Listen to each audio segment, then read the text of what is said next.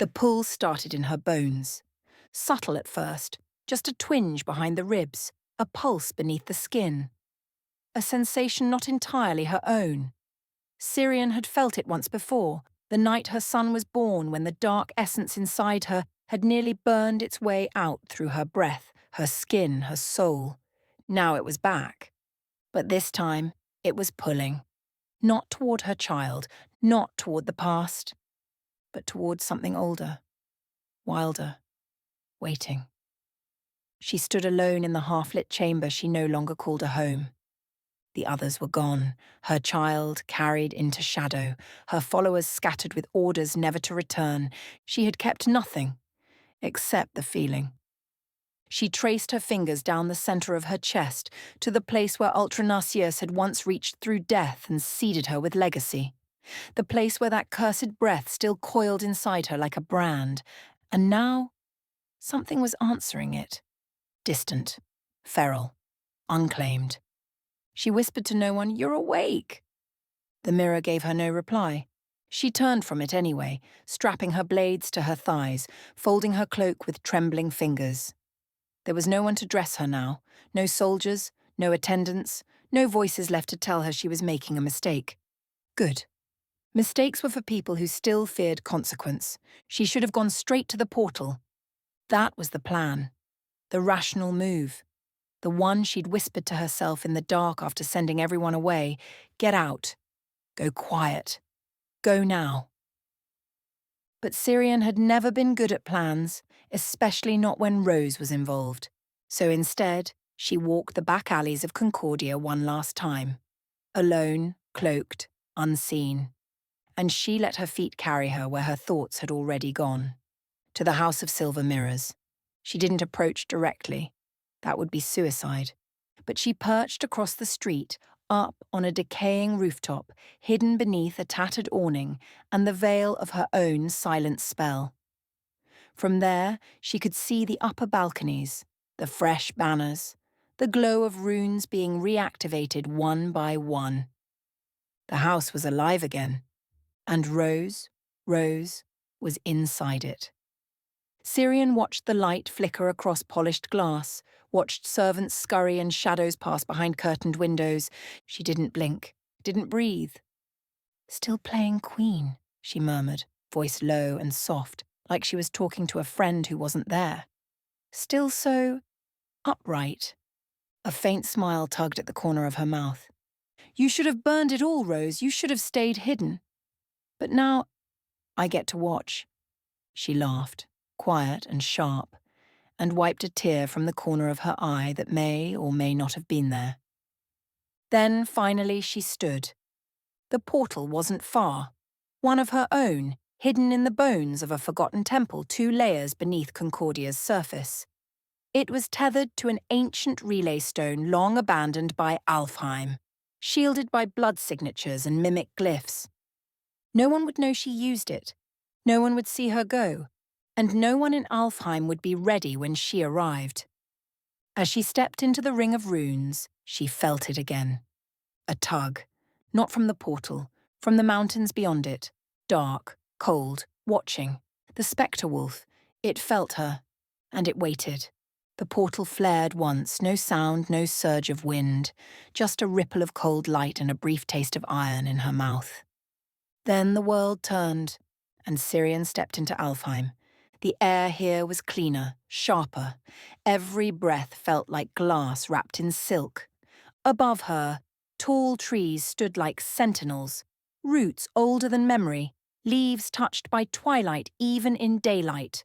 The portal she emerged from was sunken in a moss-covered stone circle, tucked into a thicket near the outer reaches of the Sorrow Range. No alarms triggered, no wards flared. This wasn't an elven gate.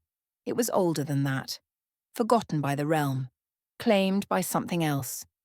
She stood still for a long time, letting her eyes adjust. The land was quiet, but not peaceful. She felt it immediately, like a low hum vibrating through the soil. Wrongness. Familiar. Wrongness. Her fingers brushed the inside of her wrist, where her veins still burned sometimes. From the child. From him. The same blood, the same breath, the same echo. She turned her eyes to the peaks in the distance, jagged silhouettes rising like broken teeth from the earth. The mountains. She didn't know where the Specter Wolf was hiding, but she didn't need to. Because now here, standing on this soil, her blood humming in resonance with the ancient wrongness it had once accepted, she could feel him, watching, waiting, and just for a moment.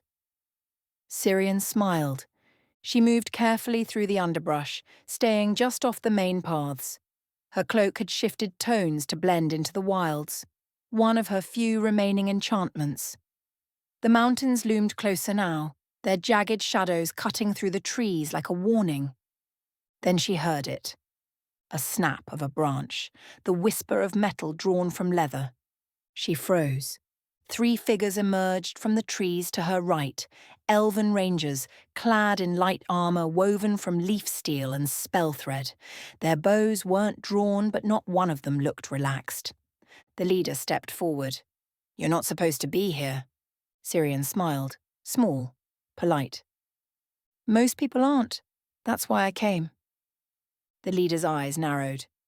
"You crossed a portal unauthorized.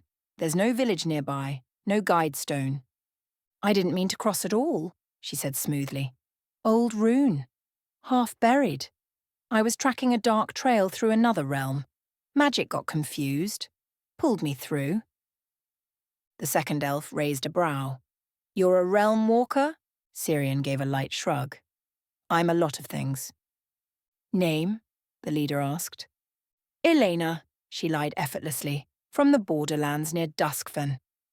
It was vague enough to exist, and far enough to make checking difficult. The elf stared at her for a long time. She met it without flinching. Finally, he stepped back. "You're trespassing," he said, "and if there weren't bigger problems near the Highlands, I'd take you in." Syrien tilted her head.